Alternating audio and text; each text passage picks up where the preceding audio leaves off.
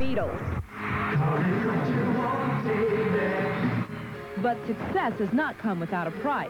There are the fans. When the group was in L.A., 70% of their hotel was booked by teens who paid $200 a night to sleep under the same roof.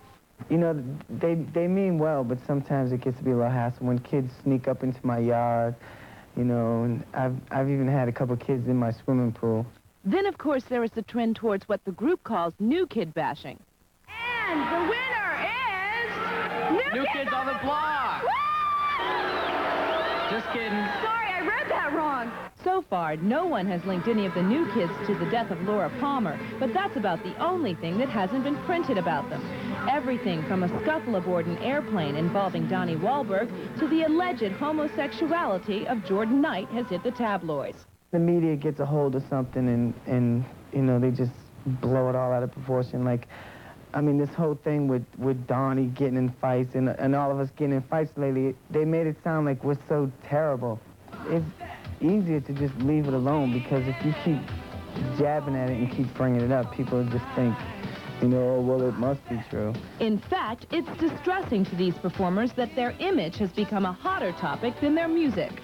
There's nothing wrong with being clean cut, but that's not what we are. You know, we're 5 kids that grew up in the streets of Boston and, you know, seen a lot of bad things happening in the streets and experienced bad things happen in our families with our friends and stuff like that. We accomplished so much this summer. We're so far the only group that has done 9 stadium shows consecutively.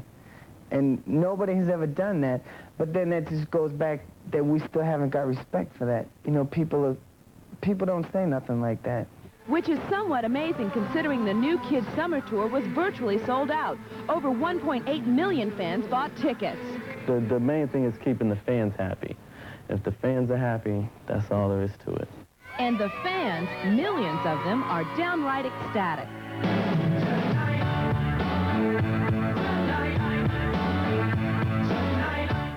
I don't know, it's weird that we always get fan mail from like 18 and 19-year-olds, and they always say, oh, well, we're not your average new kid fan. We feel an old audience can get into our music but might be scared because of the hysteria, you know, involving a lot of the younger fans.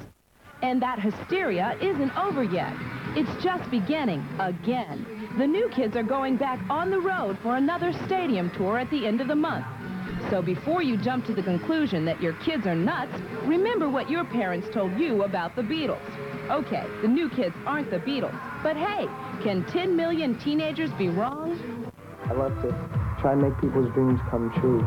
You know, the